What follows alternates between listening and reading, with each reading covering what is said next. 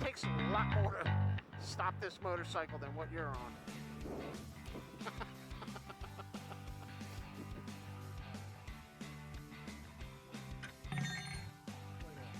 Pulling right next to my pop.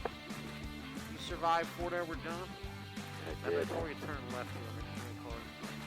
Oh! Just like that. Just like that, yeah. Good morning, YouTube. Welcome to Riding with Rick. I'm shooting this video from inside the Honda cave. It is really hot.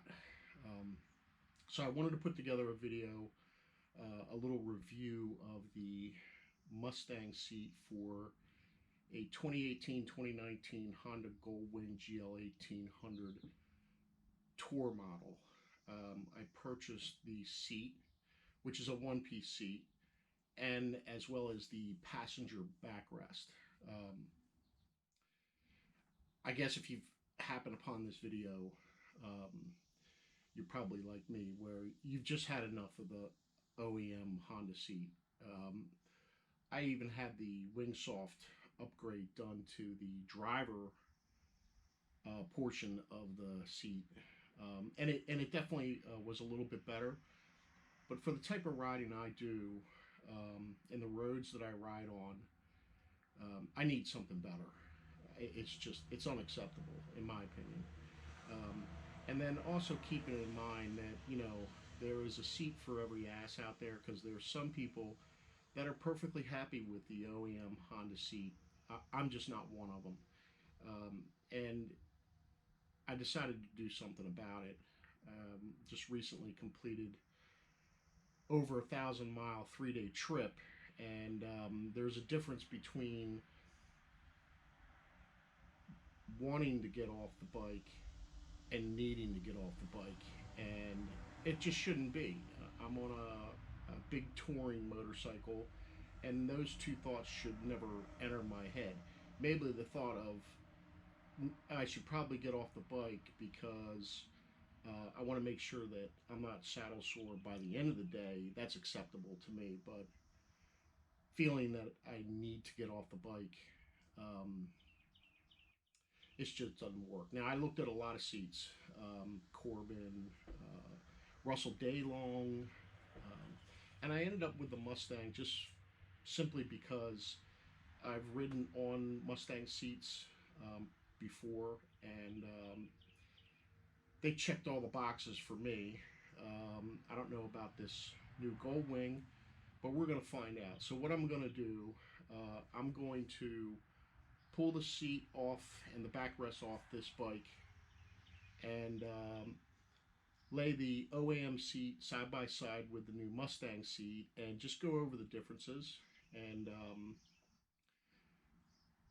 give you my likes and my dislikes. And then I'm going to mount it up on the new bike, or the seat on the bike, and I'll take it out for a test spin. Not just a test spin, but I'll give you my initial impressions on my first ride, and then I'll circle back around and cut into the video the impressions of an extended ride, which I'm going to do this weekend. We're talking maybe like 400 miles in a day, and we'll just see if it's any better than what I'm taking off this bike, and hopefully it is. And if it's not, I'll let you know, because for me, pulling the trigger on a $1,000+ seat is a big decision, and you want to make sure that you don't end up with a lemon. All right, so I'm going to get to getting this thing off before it gets too hot in the Honda cave, and we'll get them side by side. All right. Okay, so here we've got the Mustang seat side by side with the OEM seat. Now, right out of the gate, I'm going to ask you, what would you rather sit on? Mustang seat or OEM seat? I'm thinking the Mustang seat. I am going to say this, that I did have the Wingsoft upgrade done to this factory bucket here, And what you do is you send out your entire seat to him, and he applies his treatment. I only had it done for the driver's side. I left the passenger side alone. And what he did is he built up this portion of the seat, and then I had him cut out a little bit of the backrest here to make it a little bit more upright, and it's got some give to it. On the Mustang seat, the backrest portion is definitely more upright, and this portion here is stiff, but it's still got some give. And Mustang's claim is that you can sit further back into the seat and a little bit more down, which makes you feel more part of the bike. Now, here's where the differences start to come in. Where your business end goes, like right here, I can if I squeeze down hard enough right here, I can actually almost feel the bottom of the seat pan. This part here is lacking in any kind of support or padding, and then you can just see where the tongue of it is just, it's so thin. On the Mustang seat, it's reinforced here, and it's definitely it's got denser foam in it, and you can see that the tongue of it is much thicker and beefier. Very nice stitching done. The sides are kind of cut out a little bit. Now if we get back to the back portion of it, the passenger end of it, this is very, very well done. Nice stitching, a little bit different material here. Although my passenger really never complained about her seat portion here. She says that she has plenty of support. Now, I'm under the impression that, this is just my opinion, that the new Goldwing is under dampened and under sprung. And so what happens over the course of time is you're riding on a semi-rough road, you kind of get like a pogo effect going on. Just because the spring rebound it's not as fast. Like it'll kind of oscillate a little bit. And then over time, you feel it in the seat, like just through your spine. And if you look at the side of the seat, like that, this portion right here, like there's not much to it. It's enough, and she's light. I mean, she gets away with it. I just don't think that she knows what she's getting into. If you look at the passenger portion on here, that is much thicker. Like the foam it's really beefed up here, as well as in the passenger side. Now, if I stick a tape measure here, there's not really too much difference in the dimension of the seat. If I look at its widest point, maybe about 17.5 inches, where on the OEM seat it's probably 18 or so inches, maybe.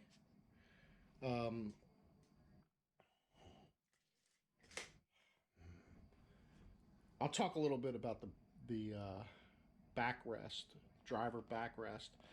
This is a Utopia mount, and they give you a little piece that sits in here, and it's velcroed underneath. On the Mustang seat, they actually give you a Velcro closure. In the event that you're not using your backrest, you can close it up there. So that's just the cosmetic differences and the seat construction differences. Now I'm gonna flip these seats over and go over the underside of the seat. Okay, I'm looking at the OEM seat now. First thing first is that the seat pan itself is very flexible in the front, and you probably noticed that too, is that the front pins here, you could lift these pins out of their mounting locations when removing or installing the seat, and you'll find that the front of this is very flexible. Like I can actually move it. On the Mustang seat pan, even though this is a plastic, no way you're moving this. It is it's stiff all the way throughout the entire pan. These pins actually annoy me to no end.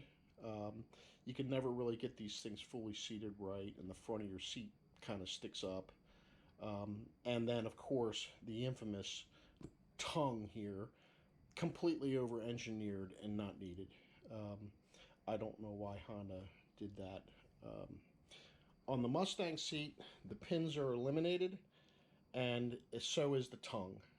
Instead, there's two little rubber grommets here, whereas on the OEM seat, it's just hard plastic mounts. Again, I would think probably a little bit of vibration deterrent. And we move down in the seat, the side bolt mounting positions here. Oh, these are so annoying. And here's why, at least in my opinion. So when you run a bolt through here, these little barrel sleeves, well, first of all, they fall out. You'll see, like, I got some tape on here. This is an aftermarket mounting bolt, and it's got a conical end to it. So the idea is that it helps you locate the threads on the bike much easier. But the problem is that when you're mounting this through here and it goes into the sleeve, well, first of all, the width of the plastic and the sleeve, there's not a lot of play in there in order to get it mounted up. So the net effect is this seat has to be mounted on the bike absolutely perfectly for you to even have a chance of getting even a conical end bolt in there. Just a huge source of frustration. On the Mustang seat, they've riveted a bracket, and you can see it's much thinner here. So your bolt, now this isn't the right size bolt, it's supplied with it, but you can see that once this bolt is in here,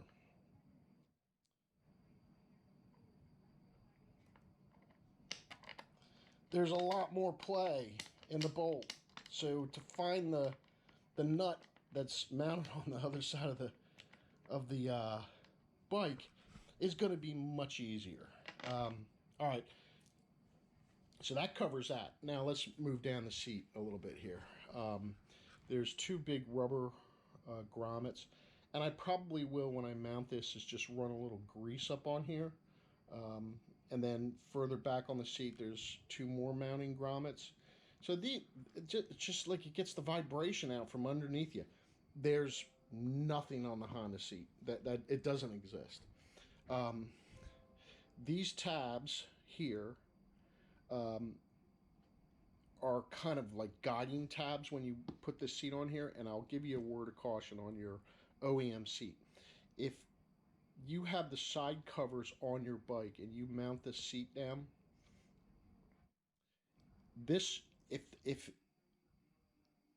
if the seat is not absolutely 100% positioned properly on the bike, this tab will make contact to the top of your side cover, like where your battery cover is, I'm talking about. And you have the potential of cracking that side cover. I've caught myself doing it more than once until I learned that that's not a good thing. All right, let's go a little further back down on the seat. So like I said, we've got the rubber grommets here. They've eliminated those side posts thing. And then instead of like the guide rails here, back here, that are plastic, they just have metal bracket here that is riveted into the seat, and then behind it you have, as with the OM seat, there's a rubber bushing here. Well, there's 3 here and 1 right in the middle. That does not exist on the OEM seat. Another notable item is that Honda has simply just taken their material and stapled it into the seat pan. And I will note that this is a vinyl seat. The vinyl, the thickness of the material is very thin compared to the Mustang. So on the Mustang seat, they've riveted to the seat pan, and the thickness of the material. I know it's rolled here, you know, with a stitch, but the thickness of the material is much nicer. I mean, night and day kind of nicer. All right, I'm gonna. Oh, one last thing. So another gripe I have with the Honda seat is, and it's a minor nitpick, but they don't give you much room with the heater wire. You have to get this routed through your bike frame in order for this plug-in to meet the other plug-in. And it's a major hassle. On the Mustang seat, they give you a lot of cable. In fact, there's so much cable that I'll probably have to go in and put some gaffer tape here to keep this from rattling around underneath. But there's plenty of wire to mount this to the heater element. All right, so that's where the differences are on the OEM seat versus the Mustang seat. Now let's get to the passenger backrest. Now I bought the passenger backrest just so I could complete the look. I didn't really know too much about it. But it is helpful to compare it to what you previously had. And the notable difference is that the armrests stick out much further than, say, the OEM armrests. These just, they don't even really clear the edge of the trunk. These do, which may present a little bit of a problem for my passenger getting on and off. That said, this backrest, I'm picking this thing up with one hand. This is a joke. I mean, shame on Honda for installing this or delivering this with a, you know, on a $25,000-$30,000 motorcycle. There's no real weight to it, like density to it, and that comes out in the wash when, you know, after a long ride, like you start feeling like, you know, fatigue from like vibration on the motorcycle, bumps, whatever, rough road. It doesn't matter. The mounting locations are plastic. So you run your, there's 1, 2, and then 3, and then 3 on the other side. That's a total of 6. And we're all familiar with the little self-grabbing metric screws that Honda uses. Well, you run that screw up in here a number of times, eventually you're not going to have a screw hole. And once again, the material, they've stapled it to, just stapled it right on here. They're not rolling the edge of the material. And this thing is cheap. Does it work? Yeah. Has my passenger complained about it? Nope, she hasn't. But well, let's kind of flip over to, and you can also see there is some differences in the design of it, the back of it, compared to the Mustang. It's more rounded in the back. But again, on the Mustang, very well executed. You got the little Mustang logo. It is, the stitching is very nice. But when you pick this thing up, it's got some density to it. Is the weight, total overall weight, that much of a difference? Probably not. I mean, probably it's negligible, but so the mounting is just 2 screw holes, and they're riv nutted in. So as long as you find thread here, these would last infinitely. And there's a little bit of a rubber grommet here to keep vibration out of your arms. Like I said, the material is much thicker and much nicer, and it's riveted to the pan. The pan is very rigid. There's your heater element wire, which is zip tied to a little metal bracket that's riv nutted in. And actually, I can't tell. Yeah, I think that's actually little screws that go in.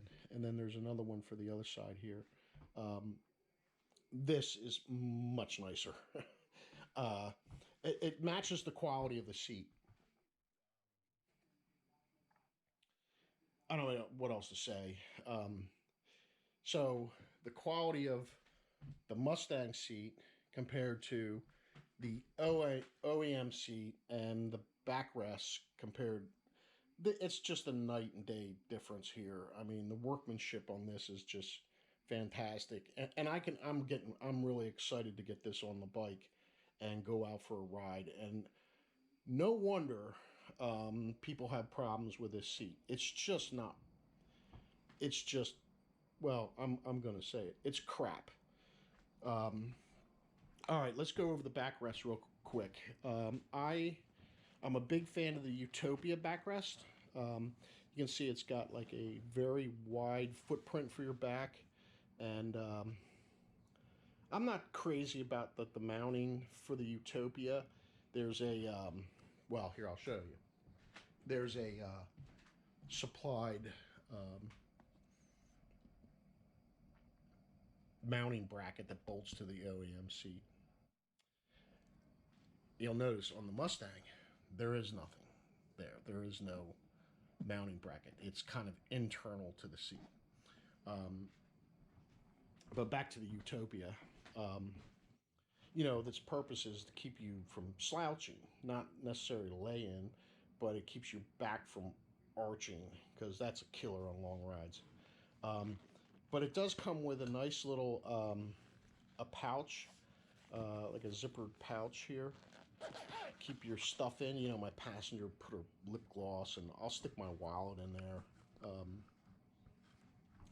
The Mustang seat, or backrest, I'm sorry, is definitely not near as much as a footprint as the Utopia, but it does going to serve the purpose that it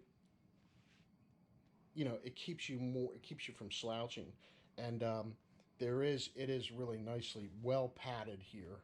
There's a little bit of cushy give, and they give you their stem is chromed, and when it slides into the seat, there's these little indents here that I guess click in. I don't know how I feel about that, but we'll see.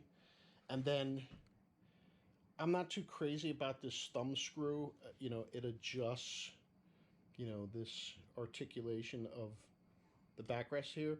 Like maybe over time with this thumb screw, the end of it make contact with the chrome plate that's in front of it and wear it out, and then subsequently rust.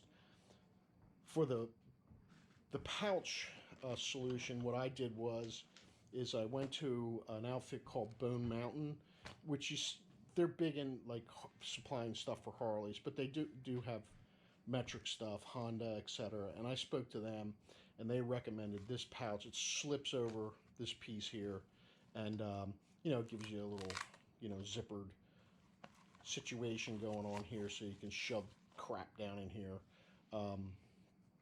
So overall, what do you get? Okay, so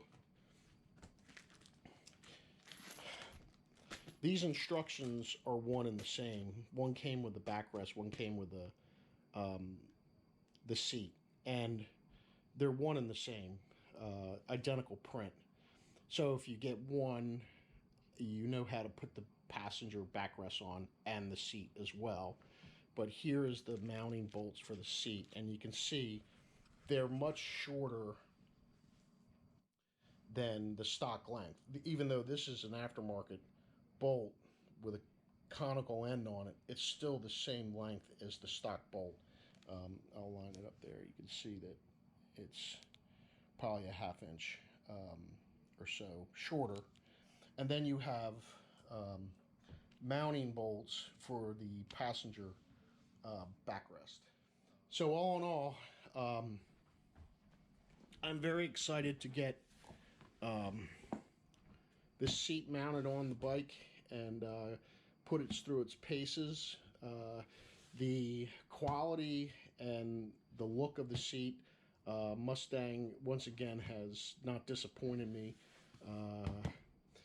And if I didn't mention it earlier, the seat and the passenger backrest ran me about $1,400. I ended up getting it through Cycle Max because Mustang is back ordered on this seat combination for like 6 to 8 weeks to get into the queue to get this seat. But Gary at Cycle Max had it in stock. He got it out to me. I highly recommend Cycle Max. They have never let me down, and once again they delivered. So I'm gonna get this mounted up on the. I'm gonna get it mounted up on the bike. I will say this: I was gonna put out a. I was gonna put out a little. I don't want to waste anyone's time. If I come into any little snags or something like that, I'll include it in the video. But I suspect it'll mount right up, no problem. And I'll do a test ride and give you my initial impressions, and then I'm going to put it through its paces this weekend and on like a 400 mile or something like that, and I'll give you my impressions after a long day of riding. And okay, so stay tuned. Okay, installation is complete.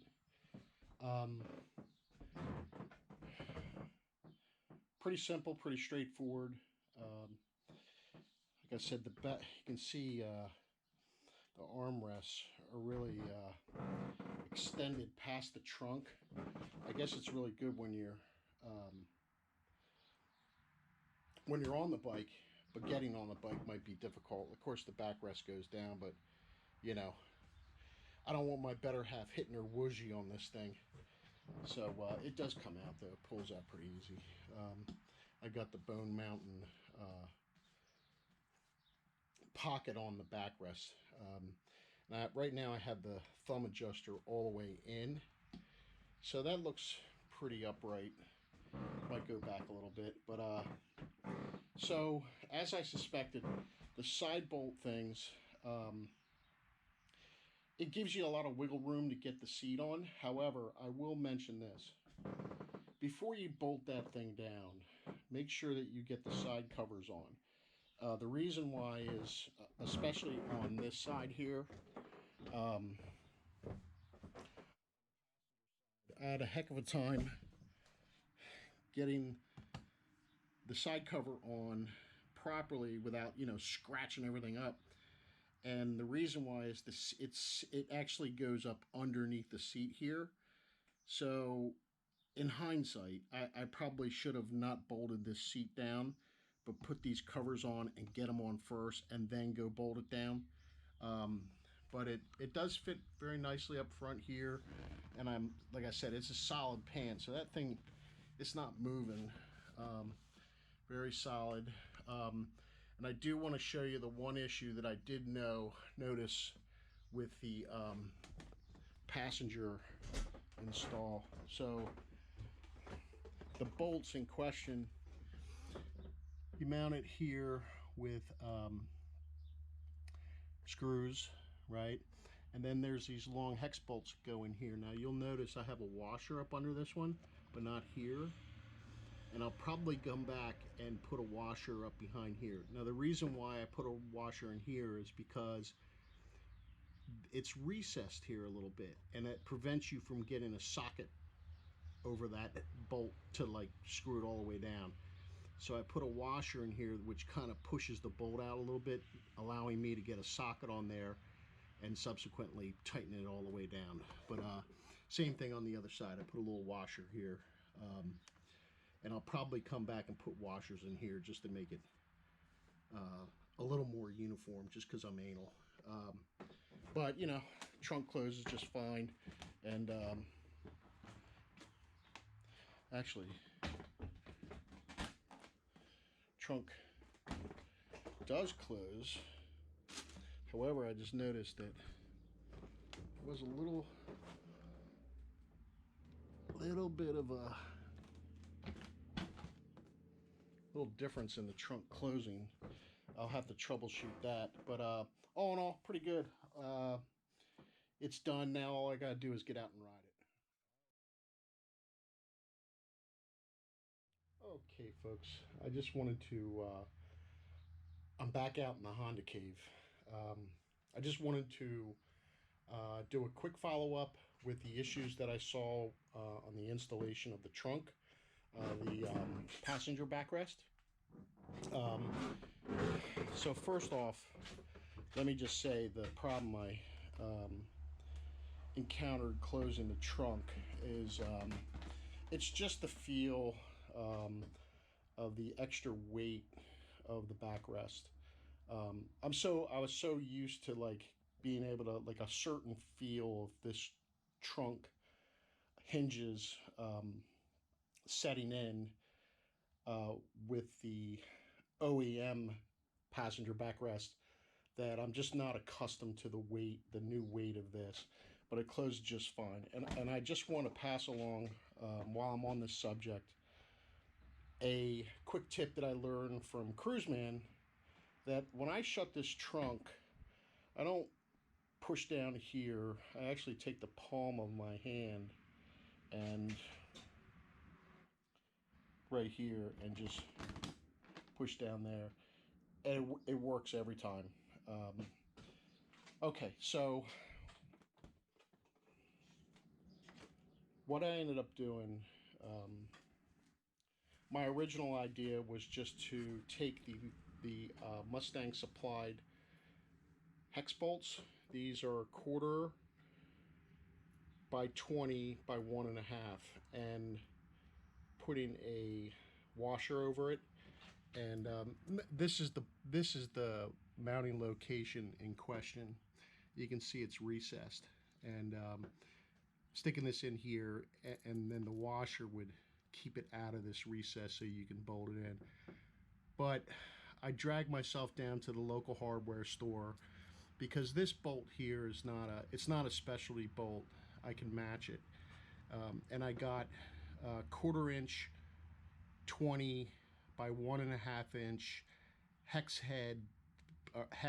button head bolts, and I backed them with number 12 washers. And the reason why I went with a number 12 washer instead of a 1/4 inch washer is the footprint is a little bit smaller, but it will still fit over the shank of a 1/4 inch bolt, and it's much better.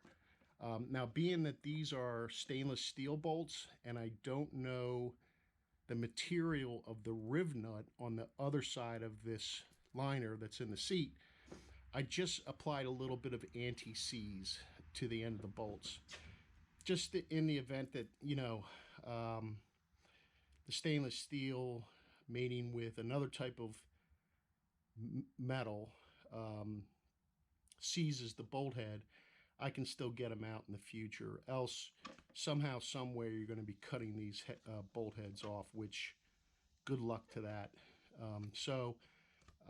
It's much cleaner, I think, than having these hex bolts up in there. Kind of matches the screws that they supplied. So all is well. I hope Mustang takes note on the hardware differences. And I say it comes down to the outer mounting hole that you cannot fit a socket. If you use a hex head bolt, the head of the bolt will sink below this recess, and you can't get a socket, nor can you get a wrench on it, unless you have like a very thin-walled socket, which that's kind of a specialty tool, which a lot of people don't have in their garage. Okay, so that's that. Okay, so I just wanted to give a first impression of the seat. My son and I have gone for a ride today, and we're about 180 miles into the ride on backcountry road, and so far the seat feels great. Now I'll say this, that it is a firm seat. It is, if you're looking for or expecting a very soft, cushy seat, it is the Mustang is not it. It's a firm seat, and it allows, I don't know, it, like normally at this about 100 to 150 miles in, I start feeling, pressure points in my posterior with the stock seat. I don't feel that at all. I can say that I am sitting down just ever so slightly in the back. It doesn't really seem like I'm sitting back any further, but definitely my tailbone sinks into the back of the bucket much nicer. And I am running with the backrest on, which it's very nice. Has a nice padded feel to it. But so far so good. So we're gonna run this for another. This run we got about another 200 miles, and I'll give an update about how I feel, how the seat does after the course of another 200 miles. All right, over now. Okay, folks. So we're just kind of ending the day, which we're around the 345 mile mark, and that's my son ripping by me. So I just want to say, the seat feels great. It is definitely it is not a soft seat. If you're looking for something that's cushy soft, that would be a Mustang is not it. It's firm in nature, and like where the OEM seat would kind of fail me would be around this mile mark, where it just felt it didn't have any more support. Like, that, not that I was, on the seat pan, but that's what it would feel like. And that would be the point where I just had to say, like, I need to get off the bike. But I could easily increase my range here, no problem. I like it.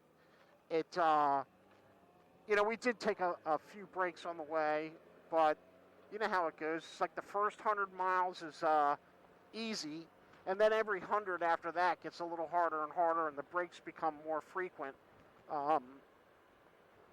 The last time we took a break was like 65 miles ago. I wouldn't be able to do that on the OEM seat and not feel like I feel like now. So I've definitely, the new seat purchase has definitely increased my distance and my riding comfort. And I think there probably is a little bit of break-in period to the seat. Like, it seemed like the last time I got on the bike, it felt a little bit better than it did before. But I don't have, I'm certainly not fatigued, and I could easily ride, a couple more hours, easily. All right, folks. Okay, folks, I just wanted to conclude this video. I hope you found it informative in regards to the Mustang seat, which guides you in your decision to purchase or not. I really like the seat. I found that it is much more supportive than the OEM seat, even with the Wingsoft upgrade. With the Wingsoft upgrade, I figure I extended my riding comfort time by maybe, I don't know, 20%. That's not scientific or anything, but it's definitely Mustang seat is a huge improvement over the Wingsoft upgrade to the OEM seat, and is a vast improvement to the OEM seat in general. So if you like what you watched, please click the little like button, and please subscribe, and as always, feel free to leave a comment. Thanks for watching.